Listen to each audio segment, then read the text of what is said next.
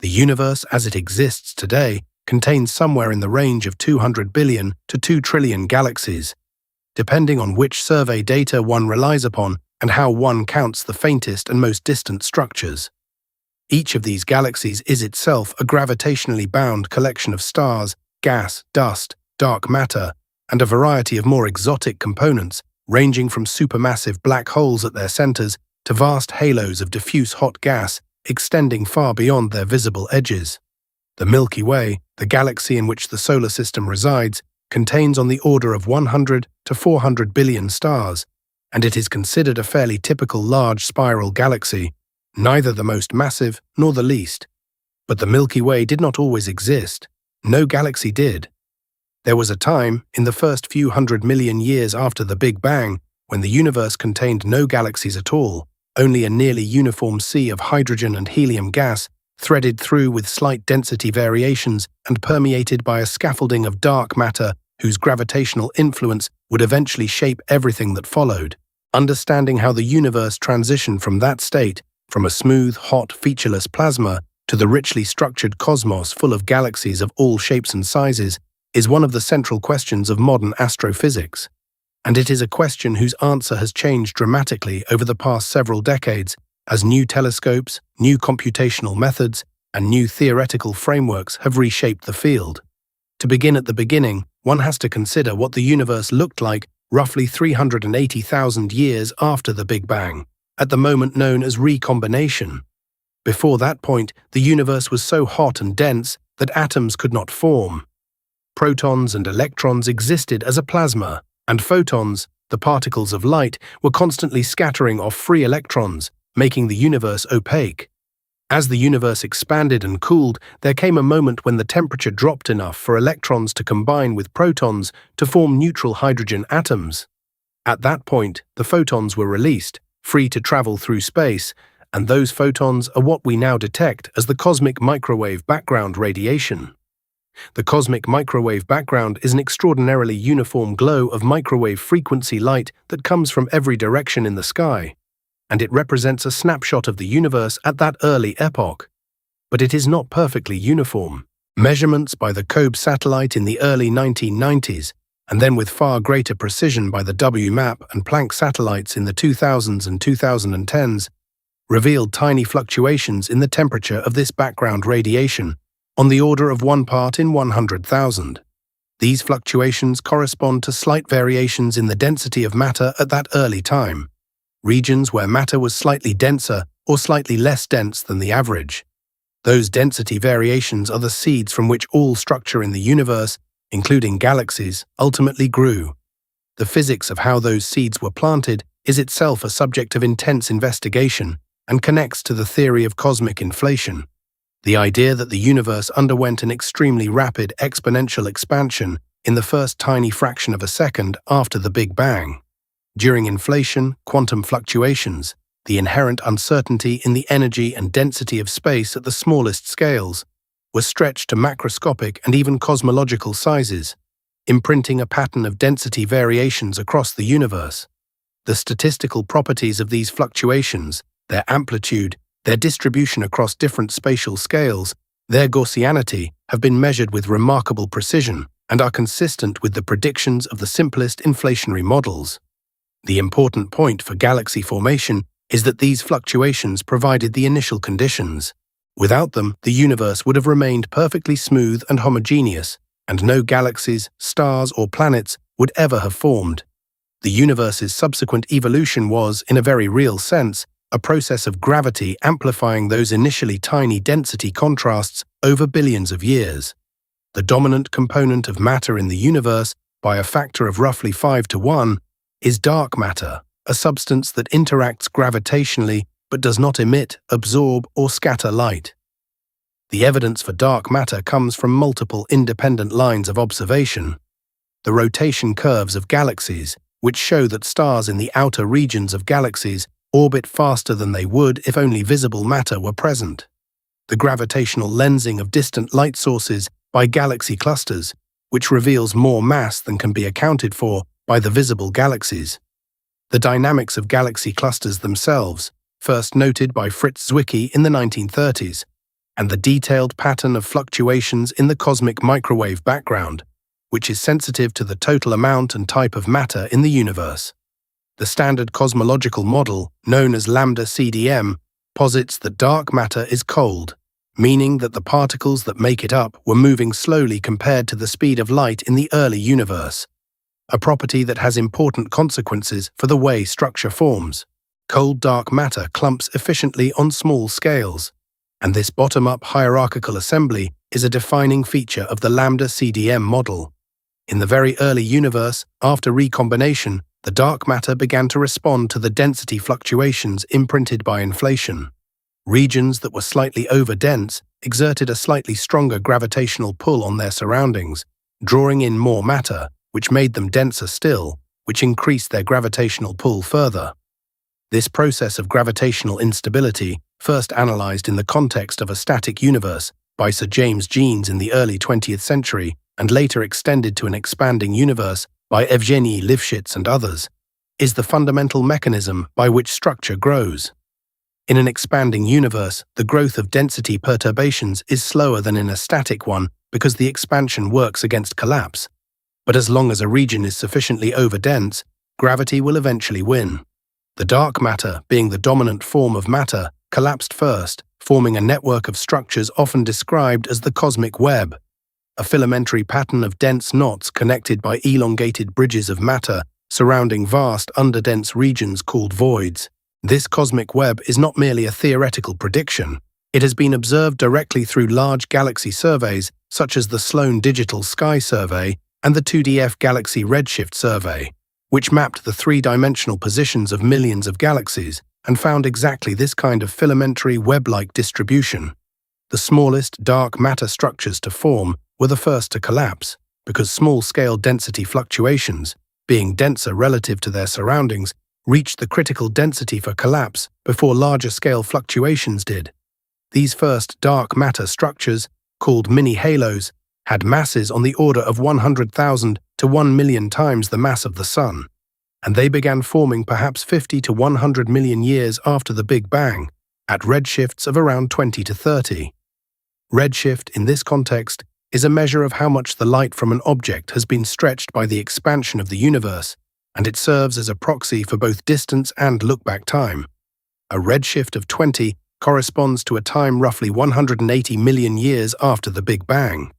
These mini-halos were far too small to become galaxies on their own, but they were the building blocks from which larger structures would be assembled. The process by which galaxies formed was inherently hierarchical. Small structures formed first, then merged and accreted to build up progressively larger ones.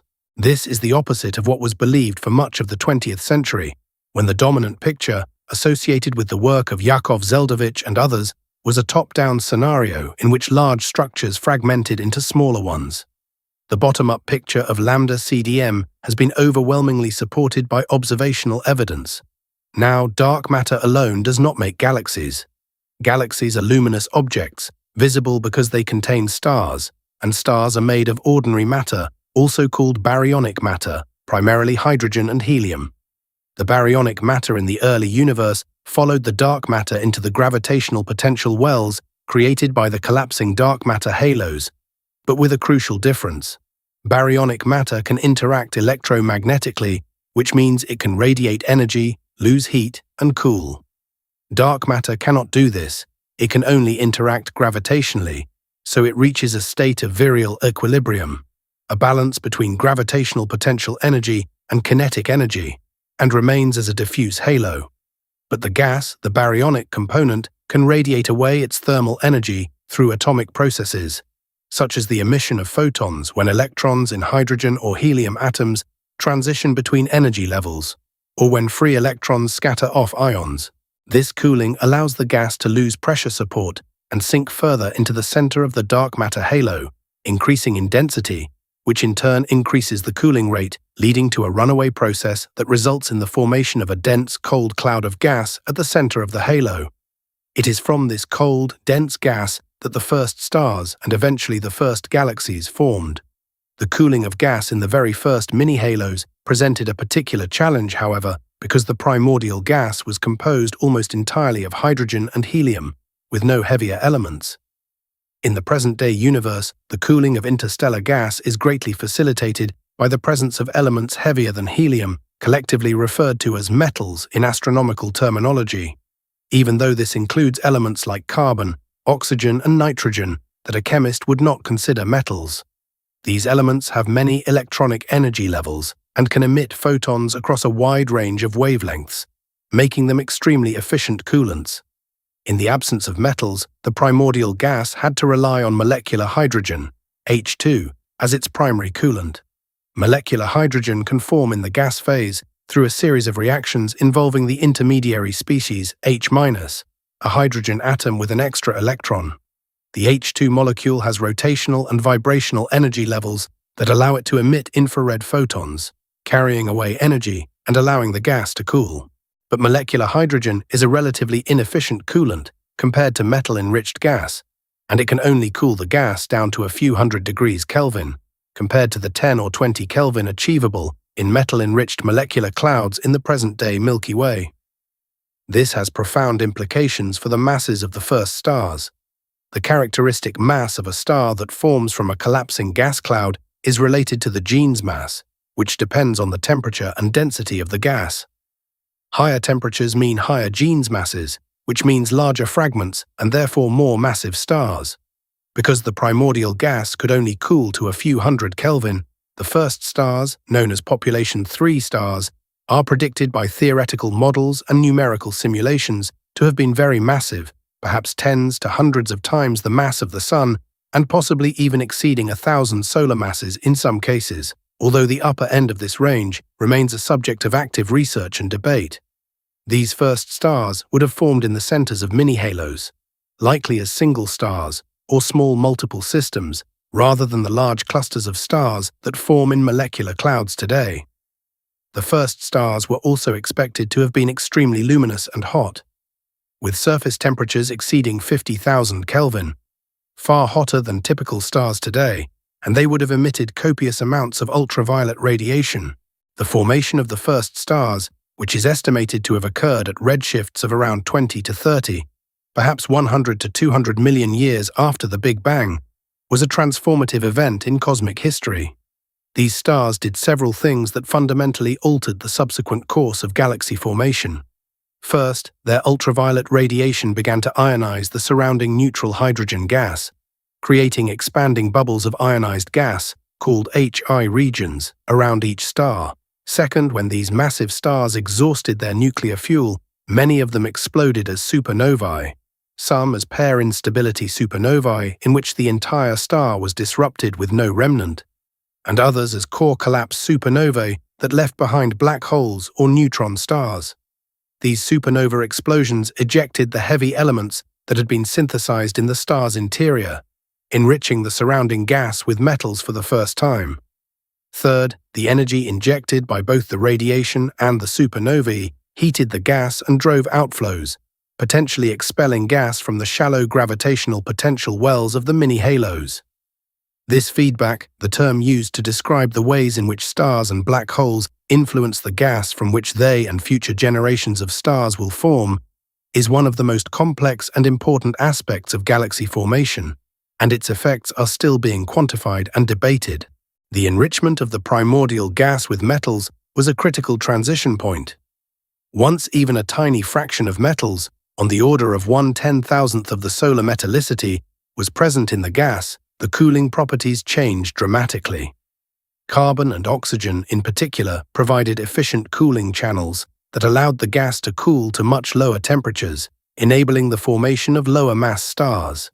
This transition from population 3 to population 2 star formation is sometimes called the critical metallicity transition, and it likely occurred in a patchy, inhomogeneous way across the universe, as the metals from the first supernovae were distributed unevenly through the intergalactic medium. Some regions of the universe would have been enriched earlier than others, depending on the local density of mini-halos and the number of first stars that had formed and exploded. The result was a complex mosaic of enriched and pristine gas, with population 3 star formation continuing in isolated, unenriched pockets, even as population 2 star formation was already underway in regions that had been polluted by earlier supernova ejecta. As mini-halos merged and accreted more matter, they grew into larger halos, and the character of the structures forming at their centers changed accordingly. By the time halos reached masses of about 100 million to 1 billion solar masses, which occurred at redshifts of roughly 10 to 15, the gas within them could cool efficiently enough, especially if it had been enriched with metals, to form dense concentrations of stars that can reasonably be called the first proto-galaxies. These objects were small and irregular by the standards of present-day galaxies, containing perhaps a few million to a few hundred million solar masses of stars and gas, and they bore little resemblance to the grand spiral and elliptical galaxies seen in the nearby universe. They were more akin to the dwarf galaxies that orbit the Milky Way today, objects like the Large and Small Magellanic Clouds or the Sagittarius dwarf galaxy, although even these present-day dwarfs have had billions of years of subsequent evolution and are not perfect analogues for the first galaxies. The process by which these proto-galaxies grew into larger galaxies was governed by two main mechanisms: mergers and smooth accretion. Mergers occur when two dark matter halos, each containing its own galaxy or proto-galaxy, collide and combine into a single larger halo. During a merger, the galaxies at the centers of the halos interact gravitationally, often triggering bursts of star formation as gas clouds collide and are compressed, and eventually the two galaxies coalesce into a single larger galaxy. The timescale and outcome of a merger depend on the mass ratio of the two halos, their relative velocities, and the angular momentum of the encounter. Major mergers, where the two halos have comparable masses, are the most dramatic and can completely transform the morphology of the resulting galaxy, often producing elliptical galaxies from the remnants of disk galaxies. Minor mergers, where a small galaxy is absorbed by a much larger one, are more common and tend to add mass to the larger galaxy without dramatically changing its overall structure, although they can thicken stellar disks, create stellar streams, and perturb the orbits of existing stars. Smooth accretion refers to the infall of gas that has not yet formed stars, flowing along the filaments of the cosmic web into the dark matter halo and settling into the galaxy's gas reservoir, fueling ongoing star formation. Both processes are continuously operating throughout a galaxy's lifetime, but their relative importance varies with cosmic time, halo mass, and environment. One of the most important results from numerical simulations of galaxy formation, particularly those carried out in the 2000s and 2010s, using sophisticated hydrodynamic codes such as Illustris TNG, Eagle, Fire, and others, is that the growth of galaxies cannot be understood without accounting for feedback processes. Without feedback, simulations produce galaxies that are far too massive, have converted far too much of their gas into stars, and have structural properties that do not match observations. Two forms of feedback are particularly important: stellar feedback and feedback from active galactic nuclei, that is, from the supermassive black holes at the centers of galaxies. Stellar feedback includes the effects of supernova explosions, the radiation pressure from massive stars, the stellar winds driven by hot stars, and the injection of cosmic rays into the interstellar medium. These processes collectively heat the gas, drive outflows, and can temporarily or permanently remove gas from a galaxy, reducing the rate at which new stars form. In low-mass galaxies, stellar feedback is particularly effective because the gravitational potential well is shallow, making it easier for energetic events to expel gas entirely. This is one reason why the smallest dark matter halos in the universe are observed to contain very few stars, or in many cases no visible stars at all. The so-called missing satellite problem. The discrepancy between the predicted number of small dark matter halos and the observed number of dwarf galaxies around the Milky Way is now understood to be largely resolved by the effects of stellar feedback and by the suppression of gas accretion onto small halos by the ultraviolet background radiation that permeates the universe after ionization. Active galactic nucleus feedback, often abbreviated as AGN feedback, becomes important at the other end of the mass scale. Almost every massive galaxy, and indeed almost every galaxy of any significant size, is believed to host a supermassive black hole at its center, with masses ranging from millions to billions of solar masses. The existence of these black holes was first inferred from the extraordinary luminosities of quasars, which were discovered in the 1960s and recognized as extremely distant, extremely luminous objects, powered by the accretion of matter onto supermassive black holes.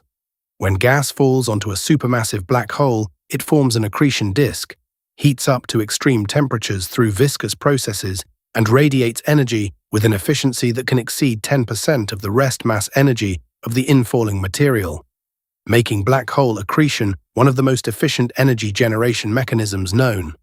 A small fraction of accreting black holes also launch powerful relativistic jets, collimated beams of plasma that can extend for hundreds of thousands or even millions of light-years, injecting enormous amounts of energy into the intergalactic medium. Both the radiative output and the mechanical energy of jets can heat the surrounding gas, prevent it from cooling, and thereby suppress star formation in the host galaxy. This is the primary mechanism invoked to explain why the most massive galaxies in the universe are not forming stars at present. They are quenched, kept in a state of low star formation by the ongoing heating from their central black holes, a process sometimes referred to as maintenance mode or radio mode, AGN feedback. The coevolution of supermassive black holes and their host galaxies is one of the most active and unsettled areas of research in galaxy formation. Observations have revealed tight correlations between the mass of a galaxy's central black hole and the properties of the galaxy's stellar bulge, including its mass, its velocity dispersion, and its luminosity. These correlations, known as the M-sigma relation and related scaling relations, were first established observationally in the late 1990s and early 2000s by groups including those led by Carl Gebhardt and Laura Ferraresi. The existence of these correlations suggests a deep physical connection between the growth of the black hole and the growth of the galaxy, even though the black hole's sphere of gravitational influence is tiny compared to the size of the galaxy. The prevailing interpretation is that feedback from the black hole regulates the gas supply available for both star formation and further black hole growth, creating a self-regulating loop that produces the observed correlations. But the details of how this works, particularly the mechanisms by which energy and momentum from the black hole are coupled to the gas on galaxy-wide scales, remain subjects of vigorous debate and are some of the most difficult problems to model in numerical simulations. The seeds of supermassive black holes, the objects from which they initially grew, are themselves poorly understood. There are several competing hypotheses. One is that supermassive black holes grew from the remnants of population 3 stars, the first generation of massive stars, which would have left behind black holes of perhaps a few tens to a few hundred solar masses. These light seeds would then have had to grow by accreting gas and merging with other black holes over cosmic time to reach their observed masses of millions to billions of solar masses. A challenge for this scenario is that it requires sustained accretion at or near the Eddington limit, the maximum rate at which matter can fall onto a black hole before the radiation pressure from the accretion process itself pushes the infalling gas away, over a significant fraction of the age of the universe. And it is not clear whether this is physically realistic, especially given that feedback from the accreting black hole itself tends to disrupt the gas supply. An alternative scenario involves the direct collapse of a massive cloud of primordial gas into a black hole with a mass of 10,000 to 100,000 solar masses or more, bypassing the intermediate stage of star formation entirely.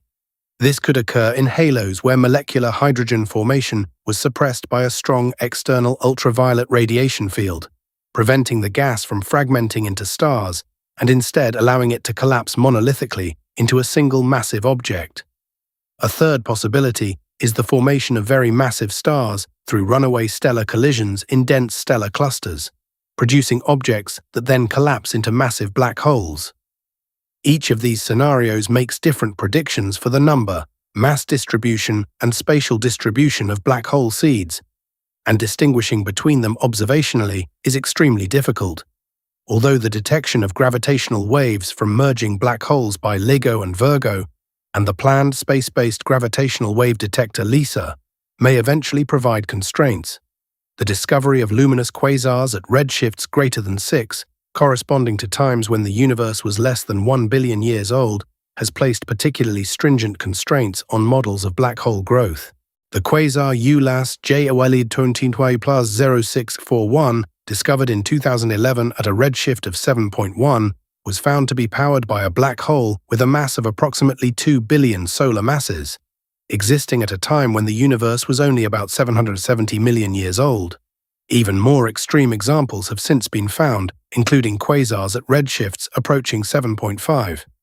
Growing a black hole to such enormous masses in such a short time is extremely challenging for light seed models and provides some of the strongest motivation for considering heavy seed or direct collapse scenarios.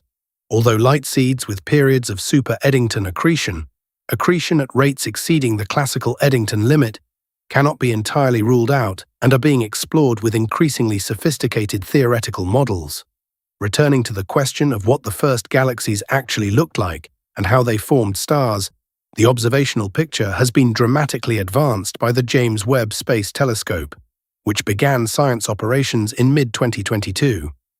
JWST was designed, in part, to observe the earliest galaxies, and its infrared sensitivity allows it to detect the light from galaxies at very high redshifts, light that has been shifted from the ultraviolet and optical into the infrared by the expansion of the universe. In its first 2 years of operation, JWST has made several surprising discoveries that have challenged existing models and stimulated intense theoretical activity. Among the most significant is the detection of galaxies at redshifts of 12, 13, and even possibly beyond 14, corresponding to times when the universe was less than 300 million years old. Some of these galaxies appear to be more massive and more luminous than expected, based on the predictions of pre-JWST models. The galaxy candidate JDES GS Z14N0, spectroscopically confirmed at a redshift of approximately 14.3, exists at a time only about 290 million years after the Big Bang, and its brightness suggests a stellar mass that is difficult, though perhaps not impossible, to reconcile with standard models of hierarchical assembly. Several other galaxy candidates at redshifts of 10 to 13 have also been found to have surprisingly high stellar masses or star formation rates. Whether these observations truly require new physics, a modification of the lambda CDM model, or whether they can be explained within the existing framework by adjusting assumptions about star formation efficiency, the stellar initial mass function, or dust attenuation, is a question that is actively being debated and investigated. It is worth noting that some early photometric redshift estimates have been revised downward upon spectroscopic confirmation, and some apparent overabundances of bright galaxies at high redshift may partly be artifacts of selection effects or systematic errors in photometric redshift estimation.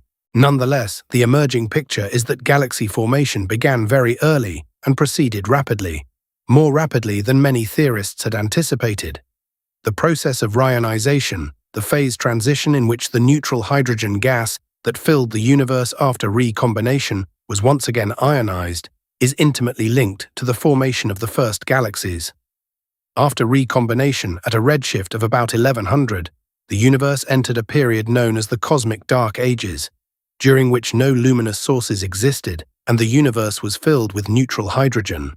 The formation of the first stars and galaxies ended the dark ages by producing ultraviolet photons energetic enough to ionize hydrogen atoms.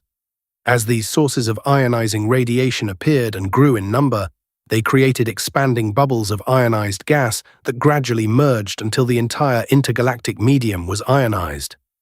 Observations of the spectra of distant quasars, which show complete absorption of light at wavelengths corresponding to the Lyman alpha transition of neutral hydrogen, the so-called Gunn-Peterson trough, indicate that reionization was largely complete by a redshift of about 6, corresponding to roughly 1 billion years after the Big Bang. The polarization of the cosmic microwave background, as measured by the Planck satellite, provides an independent constraint on the integrated optical depth to free electrons and is consistent with reionization occurring over an extended period, centered at a redshift of roughly 7 to 8. The primary sources of the ionizing photons responsible for reionization are now generally believed to be the numerous faint galaxies at high redshift, rather than the rare bright quasars, although the relative contributions of different source populations remain under investigation. JWST observations are providing new data on the ionizing photon production rates of high redshift galaxies, including measurements of the fraction of ionizing photons that escape from the interstellar medium of galaxies into the intergalactic medium, a critical but poorly constrained parameter in models of reionization. As the first proto-galaxies grew through mergers and accretion, the internal structure of galaxies began to develop.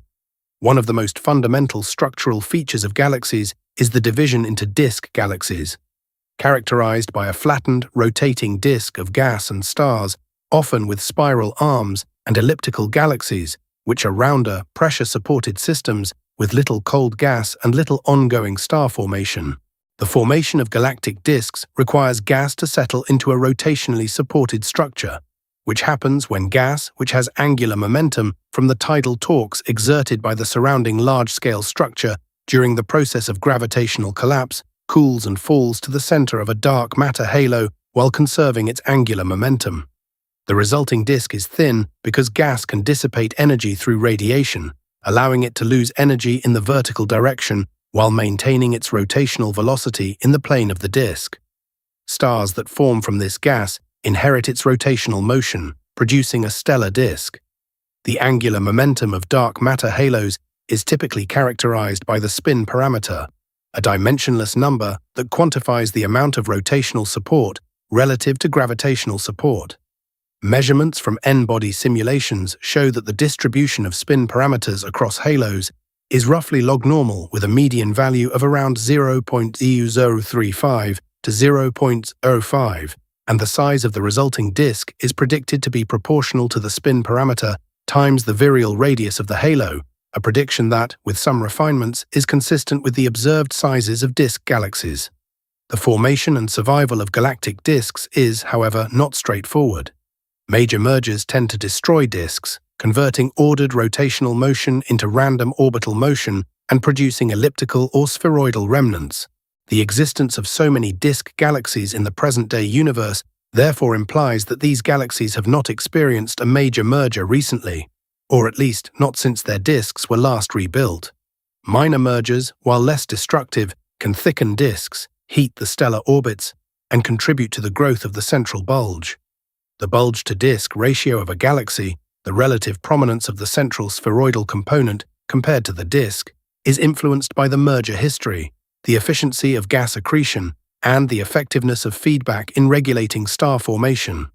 Pure disk galaxies, with negligible bulges, like some observed late-type spirals, are among the most challenging systems to produce in cosmological simulations because they require the galaxy to have avoided significant merger activity over much of cosmic history while sustaining steady gas accretion and converting that gas into a well-ordered disk. The role of gas accretion in fueling star formation within galaxies has been a major area of progress in the 2000s and 2010s. Two modes of gas accretion have been identified in simulations. The first, often called hot mode accretion, occurs in massive halos where the infalling gas is shock-heated to the virial temperature of the halo, which can be millions of degrees for halos more massive than about 10 to the 12 solar masses. This hot gas forms a quasi-static atmosphere around the galaxy and must cool radiatively before it can reach the galaxy and fuel star formation. The cooling time can be long, especially in the most massive halos, effectively throttling the gas supply and contributing to the quenching of star formation in massive galaxies.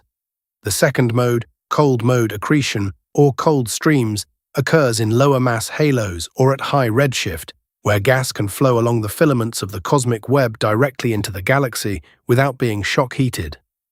In this mode, narrow streams of cold, dense gas penetrate the halo and deliver fuel for star formation at high rates. Simulations suggest that cold mode accretion is the dominant mode of gas supply for galaxies at high redshift and in lower mass halos, while hot mode accretion becomes dominant in the most massive halos at lower redshifts. The transition between these two regimes has been studied extensively in simulations by Deckel, Birnbaum, Keres, and others, and it is thought to play an important role in shaping the bimodal distribution of galaxy properties, the division of galaxies into a blue cloud of actively star-forming galaxies and a red sequence of quenched galaxies that is one of the most prominent features of the galaxy population at low redshift. Star formation itself, The process by which cold gas collapses under gravity to form individual stars is governed by a complex interplay of gravity, turbulence, magnetic fields, radiation, and chemistry, and despite decades of research, a complete predictive theory of star formation from first principles does not yet exist. Observations have established a number of empirical relationships, the most important of which is the Kennicutt-Schmidt relation, which relates the surface density of star formation in a galaxy to the surface density of gas.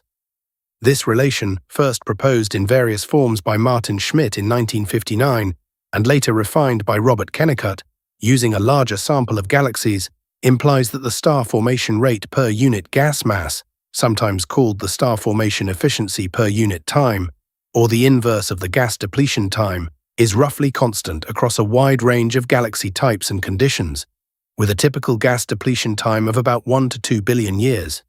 This means that, in the absence of gas replenishment, a galaxy would exhaust its gas supply in a billion years or so. The fact that many galaxies, including the Milky Way, have been forming stars for over 10 billion years, therefore implies that gas must be continuously replenished through accretion from the intergalactic medium, recycling from stellar winds and supernovae, and possibly through mergers with gas-rich companions. The balance between gas inflows, star formation, and gas outflows driven by feedback is what determines the star formation rate of a galaxy at any given time. And understanding this balance is central to understanding galaxy evolution. The stellar initial mass function, or IMF, the distribution of masses with which stars are born, is another critical ingredient in galaxy formation models. The IMF determines how many high-mass stars, which are luminous, short-lived, and produce most of the chemical elements heavier than helium, are formed relative to low-mass stars, which are faint, long-lived, and contribute most of the stellar mass. In the local universe, the IMF appears to be remarkably universal. Following a distribution first described by Edwin Salpeter in 1955 for stars above about 1 solar mass, later extended to lower masses by Miller and Scalo, Krupa and Chabrier, who showed that the IMF flattens or turns over below about half a solar mass. Whether the IMF was the same at high redshift in the metal-poor conditions of the early universe is an open question of great importance. Theoretical arguments suggest that the characteristic stellar mass should have been higher at early times when the gas could not cool as efficiently, and indeed the population 3 stars discussed earlier are expected to have been far more massive than typical stars forming today. There is also some observational evidence, still debated, for a bottom-heavy IMF in the centers of massive elliptical galaxies, based on spectroscopic measurements of gravity-sensitive absorption features. If the IMF varied systematically with redshift or environment, it would affect the interpretation of almost every observation of distant galaxies, including their inferred stellar masses, star formation rates, and chemical enrichment histories. Chemical enrichment, the gradual increase in the abundance of heavy elements in the gas from which stars form, is one of the most important traces of galaxy evolution. Each generation of stars synthesizes heavy elements through nuclear fusion in their interiors and disperses these elements into the interstellar medium through stellar winds and supernova explosions. The most massive stars produce elements up to iron through successive stages of nuclear burning, while elements heavier than iron are produced primarily through neutron capture processes. The slow S process, occurring in asymptotic giant branch stars, and the rapid R process, occurring in core collapse supernovae, neutron star mergers, and possibly other sites. The first unambiguous observational confirmation that R process elements are produced in neutron star mergers came with the detection of the kilonova associated with the gravitational wave event GW170817 in August 2017, which showed spectroscopic signatures of freshly synthesized heavy elements, including strontium. The chemical abundances observed in the stars and gas of a galaxy encode information about the galaxy's entire history of star formation, gas inflow and gas outflow, and stellar archaeology. The study of the chemical compositions of old stars in the Milky Way and its satellite galaxies provides some of the most detailed constraints on the conditions in the early universe. Extremely metal-poor stars, those with iron abundances less than 1,000th or even 1/10,000th of the solar value, are fossils of early chemical enrichment, and their abundance patterns can be compared with the yields predicted by models of population 3 and early population 2 supernovae to constrain the properties of the first stars. The environment in which a galaxy resides, its position within the cosmic web, has a profound influence on its evolution. Galaxies in dense environments, such as galaxy clusters, tend to be redder, more massive, more likely to be elliptical, and less likely to be actively forming stars than galaxies in less dense environments. This morphology-density relation, first quantified by Alan Dressler in 1980, reflects the cumulative effects of a variety of environmental processes. Ram pressure stripping, first proposed by Gunn and Gott in 1972, occurs when a galaxy moves through the hot intracluster medium, the diffuse gas that fills the space between galaxies in a cluster, and the pressure exerted by this medium on the galaxy's own gas is sufficient to strip it away, removing the fuel for star formation.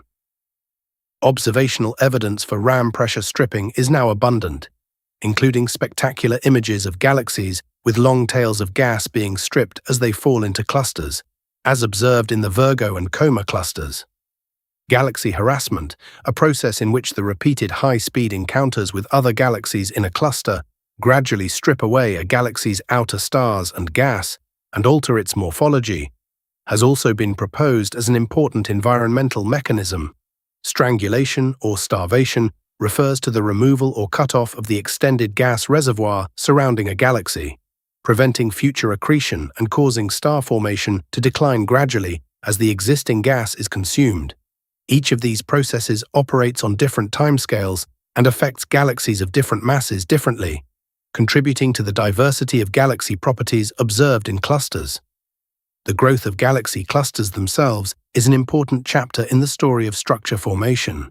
Clusters are the most massive gravitationally bound objects in the universe, with total masses of 10 to the 14 to 10 to the 15 solar masses, of which only a few % is in the form of galaxies, with the rest being dark matter and hot intracluster gas.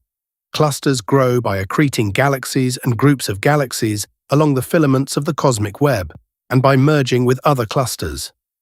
The most massive clusters have formed relatively recently in cosmic terms, because it takes a long time for such enormous amounts of matter to assemble. The abundance of galaxy clusters as a function of mass and redshift is a powerful probe of cosmology, because the rate at which clusters grow depends sensitively on the overall matter density of the universe, the amplitude of density fluctuations, and the properties of dark energy. Observations of the cluster mass function at different epochs using X-ray surveys, the Sunyaev-Zeldovich effect, which is the distortion of the cosmic microwave background by the hot intracluster gas, and optical surveys of galaxy overdensities have provided constraints on cosmological parameters that are complementary to those from the cosmic microwave background and from supernova distance measurements. At the other end of the mass spectrum, the smallest galaxies, the ultra-faint dwarf galaxies, have become objects of intense study in recent years. These are galaxies with total luminosities less than 100,000 times that of the Sun, making them the faintest galaxies known. Many of them have been discovered orbiting the Milky Way, with the Sloan Digital Sky Survey, and more recently the Dark Energy Survey, having dramatically increased the known population. Ultra-faint dwarfs are important for galaxy formation studies because they occupy the halos at the very threshold of galaxy formation, where the processes of gas cooling, star formation, and feedback are most extreme. Many of them contain only a few hundred to a few thousand stars, and their stellar populations are almost entirely old and metal-poor, suggesting that they formed most or all of their stars very early in cosmic history and were subsequently quenched, most likely by the ultraviolet background radiation that pervaded the universe after reionization, which heated the intergalactic medium and prevented gas from accreting onto the smallest halos. These objects are also important as targets for dark matter searches, because their high mass-to-light ratios, often exceeding 100 or even 1,000 in solar units, imply that they are dominated by dark matter, and the predicted properties of their dark matter halos, including the density profile at small radii, are sensitive to the nature of dark matter. The core cusp problem, the discrepancy between the cuspy, centrally concentrated density profiles predicted by cold, dark matter simulations and the flatter, chord profiles inferred from observations of some dwarf galaxies has been a long-standing challenge for the lambda CDM model, although recent simulations have shown that baryonic feedback, particularly repeated episodes of supernova-driven outflows, can redistribute dark matter from the center of a halo, turning cusps into cores and potentially resolving the discrepancy without invoking new dark matter physics. The interplay between theory, simulation, and observation in galaxy formation studies has evolved significantly over the past several decades. Early analytical models, such as the Press-Schechter formalism, developed in 1974, provided a statistical framework for predicting the abundance of dark matter halos of different masses at different redshifts. This was extended by Bond, Cole, Lacey, and others into the excursion set theory, which also allowed the construction of merger trees describing the hierarchical assembly history of individual halos. Semi-analytic models, developed from the late 1980s onward by groups including those of White and Frank, Kaufman, Cole, Somerville, and others, combined these dark matter halo merger trees with simplified prescriptions for gas cooling, star formation, feedback, and other baryonic processes. These models were the primary tool for interpreting observations of galaxy populations for many years and remain in use today, offering the advantage of computational speed, which allows the exploration of large parameter spaces. However, the increasing power of computers has allowed the development of fully cosmological, hydrodynamic simulations that follow the evolution of both dark matter and gas from cosmological initial conditions, resolving individual galaxies and their internal structure. The Illustrious project, completed in 2014, simulated a cosmological volume of about 106 megaparsecs on a side and produced a realistic galaxy population, including disk and elliptical galaxies, a galaxy mass function, and star formation rates broadly consistent with observations, although with notable discrepancies that motivated the development of the successor project, Illustrious TNG. The Eagle simulation, completed by a group based primarily in the United Kingdom and the Netherlands, used a different hydrodynamic technique and different subgrid physics prescriptions, but achieved similarly realistic galaxy populations, demonstrating that the results were not uniquely dependent on a particular numerical method. The Fire simulations, led by Philip Hopkins and collaborators, have taken a complementary approach, focusing on resolving the detailed physics of the interstellar medium and stellar feedback within individual galaxies and their surroundings at higher resolution, but in smaller volumes. Each of these approaches has contributed essential insights, and the field has moved toward a consensus picture that broadly matches observations, while remaining acutely aware of the limitations imposed by finite resolution and the need for subgrid models, which introduce adjustable parameters that are calibrated against observations rather than derived from first principles. One of the most striking features of the observed galaxy population is the existence of a tight relationship between galaxy stellar mass and star formation rate, known as the star-forming main sequence. At any given redshift, the majority of star-forming galaxies lie on a relatively narrow locus in the plane of stellar mass versus star formation rate, with the star formation rate increasing roughly linearly or slightly sublinearly with stellar mass. This main sequence has been observed to exist from the local universe out to redshifts of at least 6, although its normalization, that is, the typical star formation rate at a given stellar mass, increases significantly with redshift by roughly a factor of 20 from redshift 0 to redshift 2. The existence of the main sequence suggests that most galaxies form their stars in a relatively smooth, quasi-steady-state manner over extended periods, rather than in short, violent bursts, although starbursts triggered by mergers or other interactions do occur and can temporarily push galaxies above the main sequence. The evolution of the main sequence with redshift reflects the overall decline in the cosmic star formation rate density, which peaked at a redshift of about 1 to 3, roughly 2 to 3.5 billion years after the Big Bang, and has declined by roughly an order of magnitude since then. This decline is attributed to the depletion of the gas supply, the increasing dominance of hot mode accretion in massive halos, and the growing importance of AGN feedback in suppressing star formation in the most massive galaxies. The quenching of star formation, the process by which a galaxy transitions from being actively star-forming to being quiescent, is one of the most important transformations in galaxy evolution, and it is still not fully understood. Observations show that the fraction of quenched galaxies increases with stellar mass, with most galaxies above a stellar mass of about 10 to the 11 solar masses being quenched, while most galaxies below about 10 to the 10 solar masses are still forming stars. The quenched fraction also increases with local density, as in the morphology density relation discussed earlier. Several quenching mechanisms have been proposed, and it is likely that different mechanisms dominate in different mass ranges and environments. In the most massive galaxies, AGN feedback is the leading candidate, as discussed above. In satellite galaxies orbiting within larger halos, environmental processes such as ram pressure stripping and strangulation are important. For intermediate mass galaxies, the situation is less clear, and a combination of internal processes, sometimes called mass quenching, may be at work, including the heating of gas by a growing bulge or bar, the stabilization of gas disks against fragmentation, or the exhaustion of gas through a final episode of intense star formation triggered by a merger or interaction.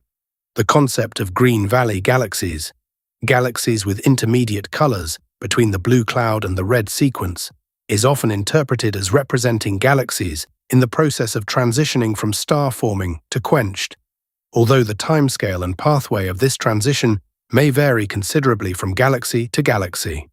The detailed internal structure of galaxies, including the formation of bars, spiral arms, rings, and warps, provides additional constraints on galaxy formation models. Bars are elongated stellar structures found in the central regions of many disk galaxies. Roughly 2/3 of disk galaxies in the local universe show evidence of bars. Bars form through a gravitational instability in the disk, and once formed, they can drive gas inward toward the center of the galaxy, potentially fueling nuclear starbursts and feeding the central black hole. Spiral arms, the most visually striking feature of many disk galaxies, can be either transient features arising from swing amplification of density, perturbations in the disk, or longer-lived patterns maintained by density wave theory, as proposed by C.C. Lin and Frank Hsu in the 1960s. The origin of spiral structure is still a subject of active research, and different mechanisms may be responsible in different galaxies.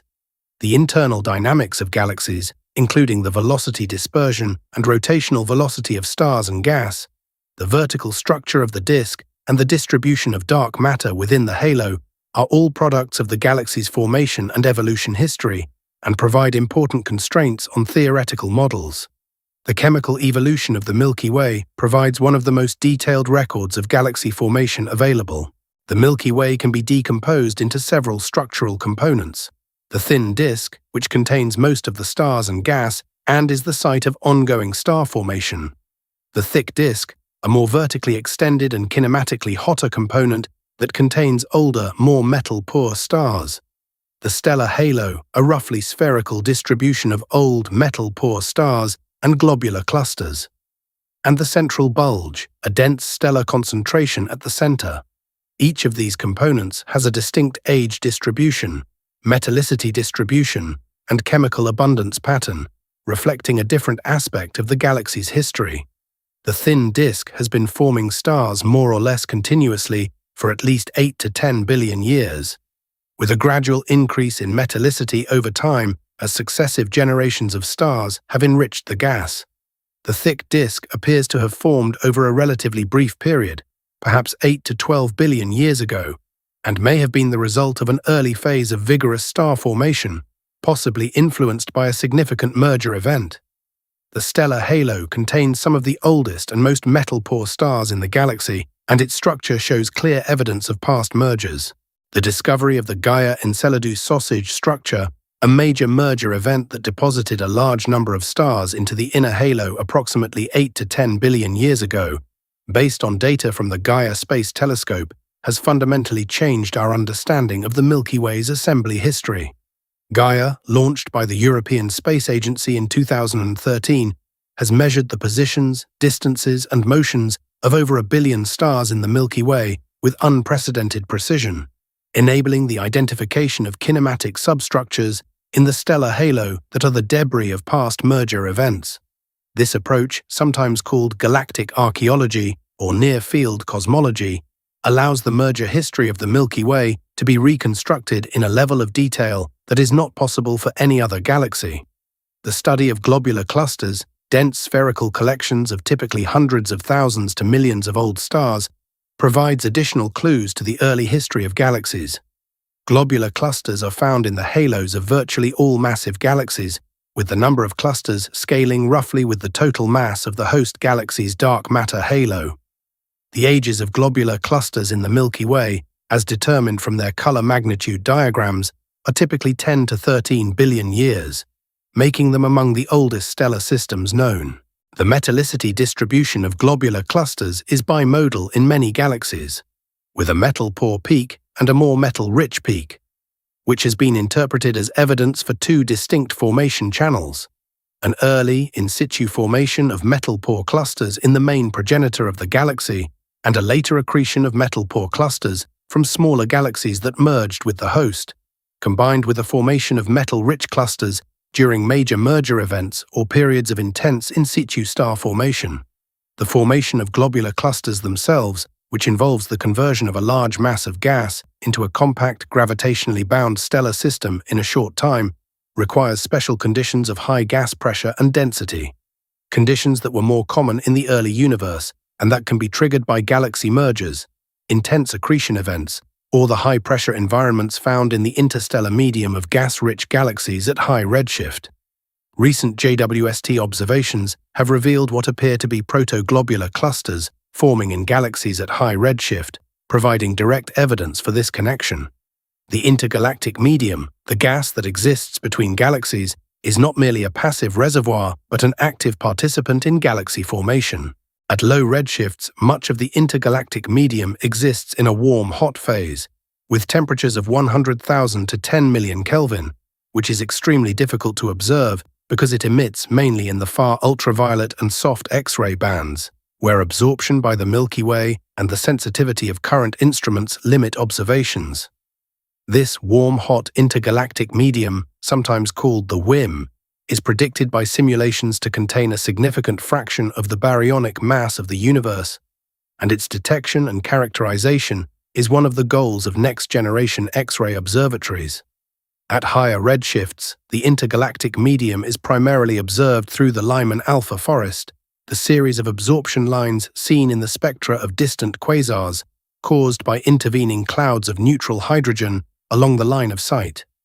The statistical properties of the Lyman alpha forest, including the distribution of absorption line strengths and the correlation of absorption features at different redshifts, are sensitive to the physical conditions of the intergalactic medium, including its temperature, density, and ionization state, and they have been used to constrain the amplitude of density fluctuations on small scales, the thermal history of the intergalactic medium, and the properties of dark matter. The circumgalactic medium, the gas immediately surrounding individual galaxies, extending out to the virial radius of their dark matter halos, has emerged as a critical interface between galaxies and the intergalactic medium. The circumgalactic medium is where gas accreting from the cosmic web first enters the galaxy's sphere of influence, where outflows driven by stellar and AGN feedback are deposited, and where much of the cycling of gas between the galaxy and its environment takes place.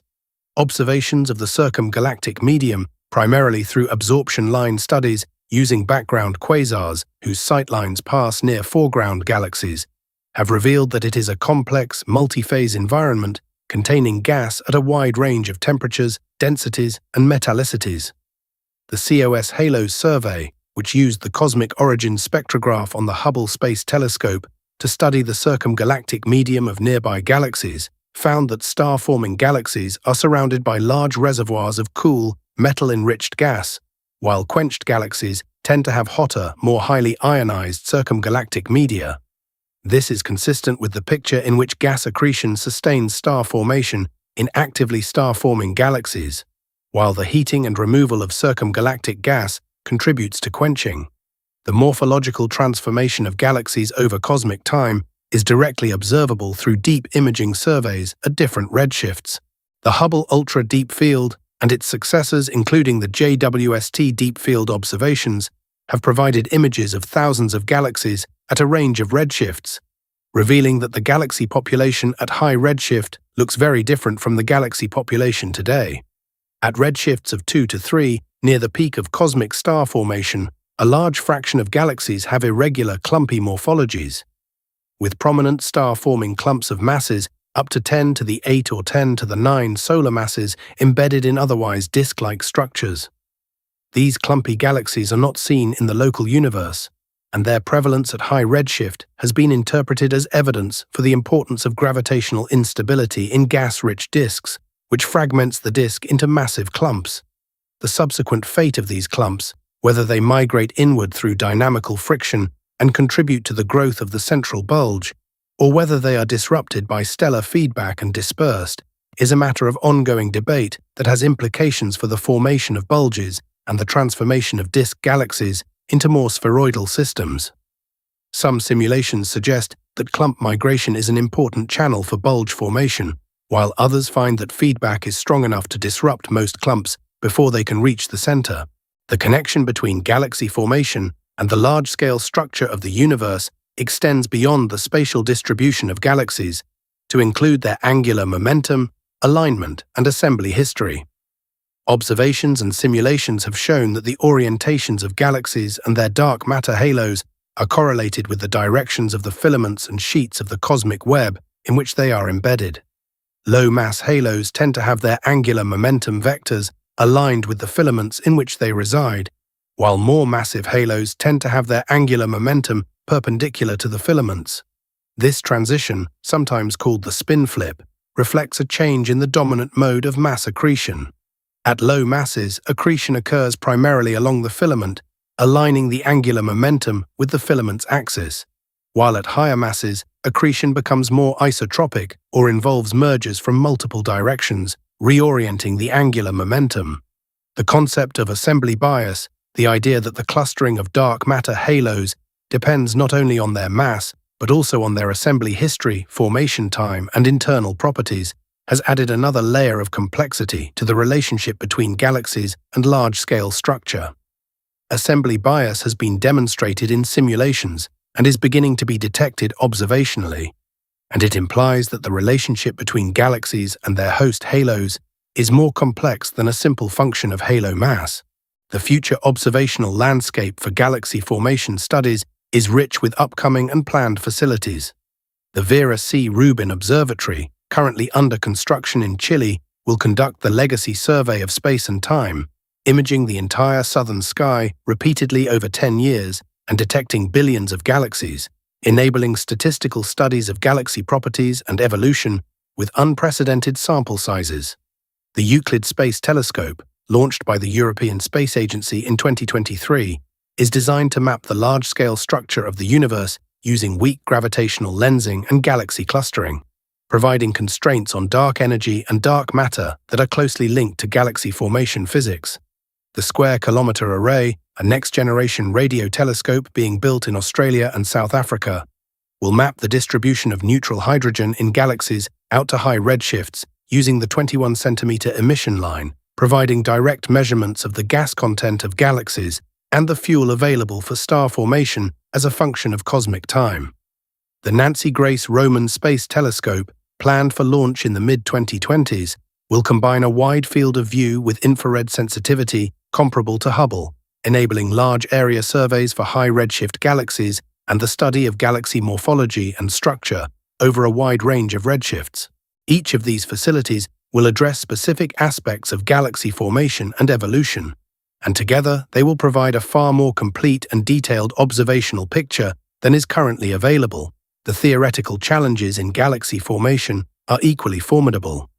The fundamental difficulty is that galaxy formation involves physics spanning an enormous range of scales, from the cosmological scales of hundreds of megaparsecs over which dark matter structures form, down to the subparsec scales at which individual stars form, with the relevant processes including gravity, hydrodynamics, radiative transfer, magnetic fields, cosmic rays, nuclear physics, and chemistry. No single simulation can span this entire range of scales, and progress has relied on a combination of large-scale cosmological simulations with subgrid models for unresolved physics and smaller-scale, higher-resolution simulations that study individual processes in detail. The development of more physically motivated and less empirically calibrated subgrid models is a major goal of the field, and advances in machine learning are beginning to offer new approaches to this problem, including the use of neural networks trained on high-resolution simulations to predict the outcomes of unresolved processes in lower-resolution cosmological simulations. However, the fundamental challenge of capturing the interaction between processes operating on vastly different scales remains, and it is likely to be a central issue in galaxy formation theory for many years to come. One area where significant progress has been made in recent years is in the understanding of the baryon cycle, the continuous exchange of gas between galaxies, the circumgalactic medium, and the intergalactic medium. Gas accretes onto galaxies from the cosmic web, is converted into stars, which then return a fraction of their mass to the interstellar medium through winds and supernovae. And some of this gas is expelled from the galaxy entirely by feedback, only to later cool, reaccrete, and fuel further star formation. This cycle of accretion, star formation, feedback, and reaccretion is thought to operate over multiple timescales and to be the primary regulator of galaxy growth. The concept of equilibrium or bathtub models, in which the star formation rate of a galaxy is set by the balance between gas inflow and outflow, with the gas reservoir acting as a buffer, has been remarkably successful in explaining the observed properties of the star-forming main sequence and its evolution with redshift. These models predict that galaxies self-regulate their star formation rates, so that the rate of gas consumption plus outflow roughly matches the rate of gas inflow, and that departures from this equilibrium are damped on timescales comparable to the gas depletion time, typically 1 billion years or so. This self-regulation provides a natural explanation for the tightness of the main sequence and for the relatively smooth star formation histories of most galaxies. The observational detection of gas inflows and outflows has been a major achievement of the past 2 decades. Galactic winds, driven by the collective energy of supernovae and stellar winds in regions of intense star formation, are now observed in a wide range of galaxies, from nearby dwarfs to massive starburst galaxies at high redshift. These winds are seen through blue-shifted absorption lines in the spectra of galaxies, indicating gas moving toward the observer and hence away from the galaxy, and through extended emission in spectral lines such as Lyman alpha, Mg secund, and Phi secund. The mass loading factor of these winds, the ratio of the mass outflow rate to the star formation rate, is a critical parameter that determines the efficiency with which feedback removes gas from galaxies, and is observed to be of order 1 to several in typical star-forming galaxies, increasing to larger values in lower mass systems. Inflows are more difficult to observe because they produce redshifted absorption, which can be confused with the absorption from gas at rest in the galaxy. But evidence for inflowing gas has been found in some systems through careful spectral analysis. The balance between inflows and outflows, and the fraction of outflowing gas that eventually reaccretes, the so-called recycling fraction, are key uncertainties in models of galaxy formation. The high redshift universe, now being opened up by JWST, continues to produce surprises. In addition to the unexpectedly massive and luminous galaxies at redshifts above 10, JWST has discovered galaxies with unexpectedly mature stellar populations, including evidence for quenched galaxies at redshifts of 3 to 5, earlier than expected in many models.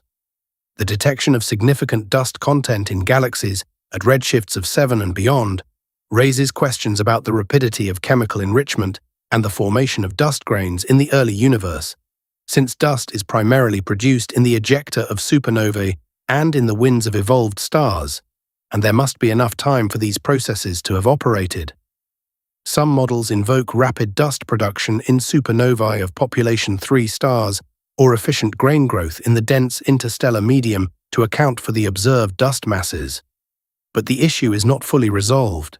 The discovery of compact, dense galaxies at high redshift, sometimes called little red dots in the recent JWST literature, which may be heavily obscured active galactic nuclei or intrinsically red galaxies with old stellar populations, has added further complexity to the picture. Disentangling the contributions of stars, AGN, and dust to the observed spectral energy distributions of these objects is a challenging task that requires multi-wavelength data and sophisticated spectral fitting techniques. The role of magnetic fields in galaxy formation has historically received less attention than gravity, hydrodynamics, and feedback, but it is increasingly recognized as potentially important. Magnetic fields are observed in the interstellar medium of nearby galaxies, with typical strengths of a few microgauss, and they are thought to be amplified from weak seed fields by a dynamo process, driven by the turbulent motions of the gas. The seed fields may have been generated by astrophysical processes, such as the Biermann battery mechanism associated with shocks and ionization fronts in the early universe. Or they may have a more exotic origin, such as phase transitions in the very early universe. Once amplified, magnetic fields can affect gas dynamics, suppress or enhance star formation by providing additional pressure support or by channeling gas flows, and influence the propagation of cosmic rays, which are themselves a form of feedback. Recent simulations that include magnetohydrodynamics, such as those by the Auriga and Illustris TNG projects, have shown that magnetic fields can have a non-negligible effect on galaxy properties, including the structure of the circumgalactic medium and the efficiency of AGN-driven outflows. However, the full impact of magnetic fields on galaxy formation remains to be quantified, and it is an area of growing interest. Cosmic rays, high-energy particles accelerated primarily by supernova shocks, are another component of the interstellar medium whose role in galaxy formation is being increasingly explored. Cosmic rays carry a significant fraction of the energy budget of the interstellar medium, comparable to the thermal and magnetic energy densities in the Milky Way, and they can travel far from their acceleration sites, depositing energy and momentum over large distances. Recent simulations have shown that cosmic ray pressure can drive galactic winds that are smoother, cooler, and more spatially extended than winds driven purely by thermal energy from supernovae, and that cosmic ray feedback can significantly reduce star formation rates, particularly in Milky Way mass galaxies. The inclusion of cosmic rays in galaxy formation simulations is technically challenging because it requires solving additional transport equations and because the microphysics of cosmic ray propagation, including their scattering by magnetic field fluctuations, is not fully understood. Nonetheless, there is growing evidence that cosmic rays play an important role in shaping the properties of galaxies, and their inclusion in simulations is becoming increasingly standard. The study of galaxy formation also intersects with fundamental physics in several ways.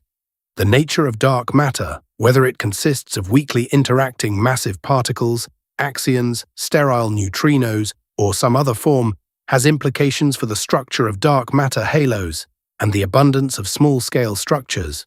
Warm dark matter models, in which the dark matter particles have higher velocities in the early universe than in cold dark matter models, predict fewer small-scale structures and a suppression of halo formation below a characteristic mass that depends on the particle mass. This could help explain the observed dearth of small satellite galaxies relative to cold dark matter predictions, the too-big-to-fail problem, and the smoothness of dark matter density profiles inferred from some observations.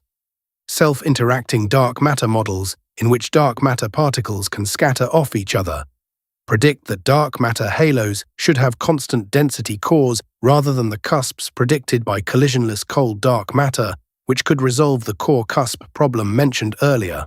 Fuzzy dark matter, consisting of ultralight axions with masses of order 10 to the minus 22 electron volts, would produce quantum interference patterns on galactic scales, potentially visible as oscillations in the density profiles of halos.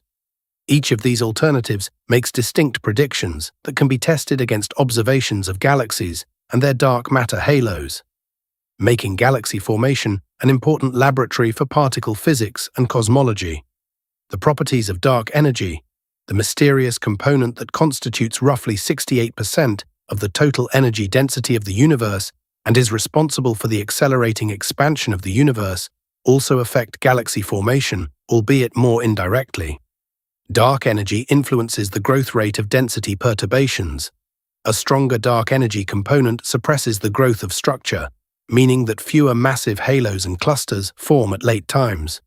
The transition from a matter-dominated to a dark energy-dominated universe, which occurred at a redshift of roughly 0.4, marks the epoch after which the expansion of the universe began to accelerate, and the growth of new structures was increasingly suppressed. This has implications for the rate of galaxy mergers, the growth of the cosmic web, and the evolution of the galaxy population at low redshifts, constraining the properties of dark energy, including whether its density is truly constant in time, as in the cosmological constant model, or whether it varies, is one of the primary goals of current and upcoming observational programs, and the properties of galaxy populations at different redshifts serve as indirect probes of dark energy through their sensitivity to the growth rate of structure. Pulling together the many threads discussed so far, the current understanding of what really happens when galaxies first form can be summarized as a sequence of interlinked processes, though the word sequence should not be taken too literally, as many of these processes overlap in time and interact with each other in complex ways. It begins with the amplification of quantum fluctuations during inflation, which sets the initial density field. After recombination, dark matter collapses along the ridges and nodes of the cosmic web, forming mini-halos that grow through accretion and mergers. The primordial gas cools within these halos, initially using molecular hydrogen, and forms the first massive stars, whose radiation and supernova explosions enrich the gas with metals, destroy molecular hydrogen, and begin the process of reionization. As halos grow to larger masses and the gas becomes enriched with metals, more efficient cooling enables the formation of larger numbers of lower-mass stars, and the first recognizable proto-galaxies emerge. These proto-galaxies grow through continued gas accretion, both in cold streams along filaments and in a hot mode through cooling from a hot halo atmosphere, and through mergers with other galaxies. The competition between gas accretion, star formation, and feedback from stars and accreting black holes regulates the growth of galaxies and determines their properties. Mergers and internal dynamical processes shape galaxy morphology, building disks, bars, bulges, and stellar halos. Environmental processes in dense environments strip gas and quench star formation. The cumulative effect of all these processes, operating over more than 13 billion years, produces the diverse population of galaxies observed in the universe today, ranging from ultra-faint dwarfs with a few hundred stars to giant ellipticals with trillions of stars, from actively star-forming spirals to quiescent red and dead systems. The picture just described is, however, incomplete and contested in several important respects. The detailed properties of the first stars, including their masses, lifetimes, and supernova yields, remain uncertain because no population 3 star has yet been directly observed. The mechanisms and timescales of reionization are still being refined by JWST and ground-based observations. The origin of supermassive black hole seeds and the processes by which they grow to their observed masses in the early universe are poorly constrained. The efficiency and physics of feedback processes, including the coupling of AGN energy to the surrounding gas, the role of cosmic rays, and the interaction between feedback and magnetic fields, are areas of active investigation where different simulation codes and different physical assumptions can produce significantly different results. The properties of dark matter, including whether it is truly cold and collisionless, or whether it has additional interactions or a non-zero temperature, remain unknown and could have significant implications for the small-scale structure of galaxies and their halos. The nature of dark energy and its potential evolution with time affect the growth of structure and the evolution of the galaxy population at late times. Each of these open questions connects to ongoing observational programs and theoretical developments, and progress on any one of them has the potential to reshape the overall picture. The story of galaxy formation is, in the end, a story about how the universe acquired structure, complexity, and diversity starting from almost perfect uniformity. It is a story that spans the full range of physical scales, from the quantum fluctuations of inflation to the cosmic web of large-scale structure, and it involves an interplay of gravity, thermodynamics, nuclear physics, chemistry, and electromagnetism that is arguably more complex and interconnected than any other problem in physics. The fact that this story can now be told in considerable detail, even if many chapters remain to be written and revised, is a testament to the extraordinary advances in observational astronomy, computational science, and theoretical physics that have taken place over the past several decades. The coming decade, with JWST in operation, the Rubin Observatory and Euclid gathering data, the square-kilometre array coming online, and new computational capabilities enabling ever more realistic simulations, promises to fill in many of the remaining gaps and, in all likelihood, to produce surprises that will require the story to be told in new ways. That ongoing process of discovery, correction, and refinement is itself a central part of what makes the study of galaxy formation one of the most vibrant and intellectually demanding fields in all of science.